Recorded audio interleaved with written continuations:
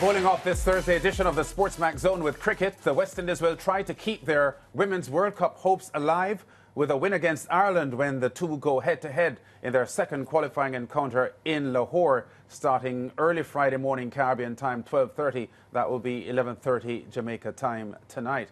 The Caribbean women suffered a shocking defeat on Wednesday morning to Scotland, putting them in a must-win position for the remaining 4 games to guarantee one of the 2 spots in the 50-over showpiece set for September in India. Coach Shane Dietz is not worried about how his team will fare in their remaining matches. Well, I think it might actually play better. I think there's more pressure when we're expected to win. Like in the World Cup, when we lost the first game, we come back really hard when the chips were down. So that's what we've got to do again. We've done it before. We talk about that. We've done it in the World Cup against the best opposition in the world. So we're going to have to do it again now. Every game is a grand final, so there's no tomorrow. So we've got to leave everything out in the field, not hold back in any way. And that will definitely be the chat we'll have. And we're going to come out real hard next game. West Indies women's coach Shane Dietz. Joseph Reds Pereira now joins us via Zoom to look ahead to the fixture. Reds, welcome to the SportsMax Zone. Can I ask you first, Reds, your thoughts on these pre-match comments from Coach Dietz? Because he does appear to be confident that they can recover from their horrendous start. Lance, can I ask you a question? Go ahead. I don't gamble. I do have a little bet on the lotto. Is that a gambling? Of course it's a gamble because you aren't sure. You're risking your money, Reds. You aren't sure if you will win. So it is a gamble. Well, I really don't want to focus on winning. The lotto in St. Lucia supports the development of sports. So that's my contribution. But back to the leading question, I think that Ricardo is maybe slightly underrating the loss to Scotland. I think it's a real setback, and it puts a lot of pressure on the team. Now, let me say honestly to the viewers, I did not see the game, but I will watch tonight because I got the ICC link very late. But I think if you look at the figures, if you look at the facts, the story is told, and I think the statement by Matthews, I would like not to have scored, not to have taken a wicket, but just that we wanted to win. And I think that's a reflection of our frustration.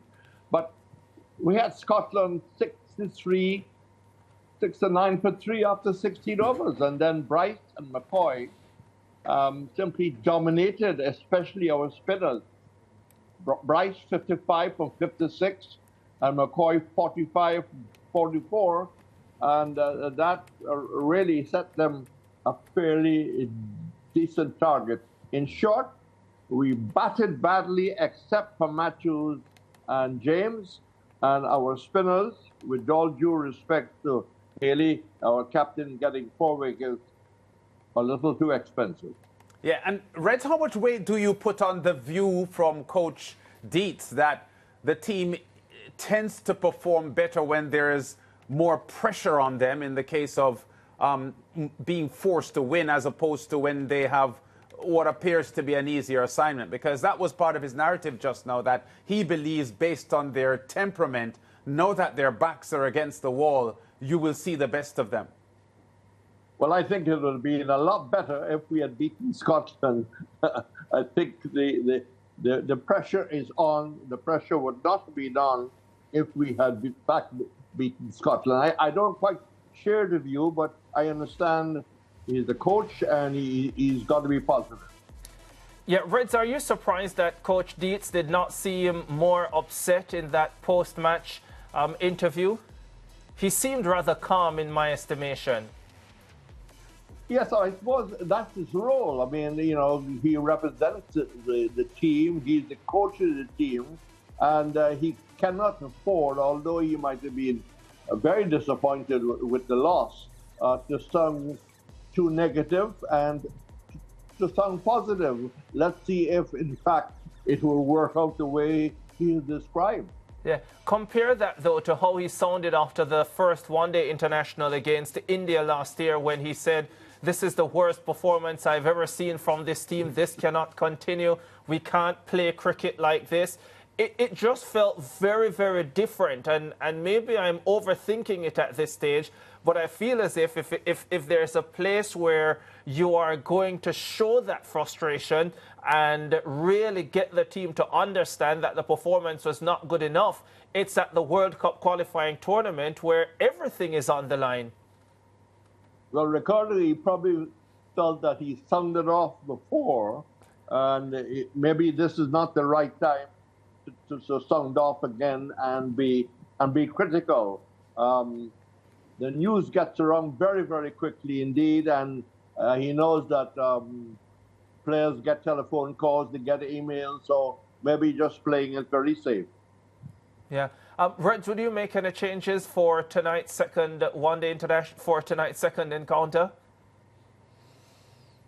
Well, unless there is an injury situation that we don't know about, Ricardo, I expect the same team to play.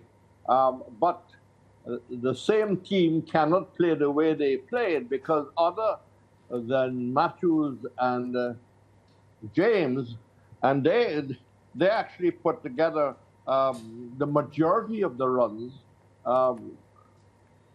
We had no middle order batting. We had no middle order batting. I mean, you look at the Campbell 9, Taylor 8, Henry 12, faced 3 deliveries. I mean, what could have been the attitude there? Gaddafi 2, Fraser North, Fletcher North, Ramnarak North. We can only improve on that. We can only improve on that. Yeah, and in terms, so no changes to the team. Would you make any changes to, let's say, the batting order, or would you be looking to go with same? Well, I think we have to invest in Joseph opening, and if she gets a start, it will really give us a great boost to the top. I think they will certainly stay with James. They certainly can't look to adapt that now. But others, the responsibility on Campbell and Taylor and Ghaznavi, etc., they really got to stand up and show slate, so to speak. But I don't know if you agree with me that partnership between Bryce and McCoy and the amount of runs that came off our spinners, that might have made a difference. Yeah, well, obviously the Reds have to do a lot better tonight, both with bat and ball, and let's hope they get the job done. As you said, you will be watching tonight, and we'll probably shout to you in the morning, Reds, to hear your views on what happened in this Ireland game. But thanks, Reds, for linking with us on this preview for this important West Indies Women's World Cup qualifier. And I hope it will be good news. I hope so too, and I think it will be. We go to break. We'll be back with more on the SportsMax Zone after this.